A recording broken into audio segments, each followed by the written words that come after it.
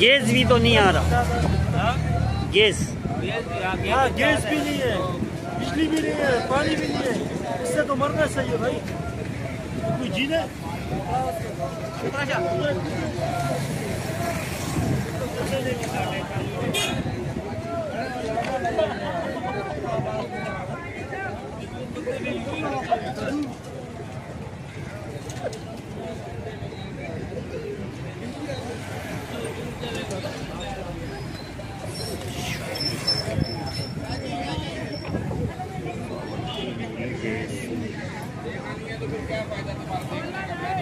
बल्दिया की आवाम को पानी दो जीने दो, बल्दिया की आवाम को पानी दो जीने दो, बल्दिया की आवाम को पानी दो जीने दो, बल्दिया की आवाम को पानी दो जीने दो, बल्दिया की आवाम को पानी दो जीने दो, बल्दिया की आवाम को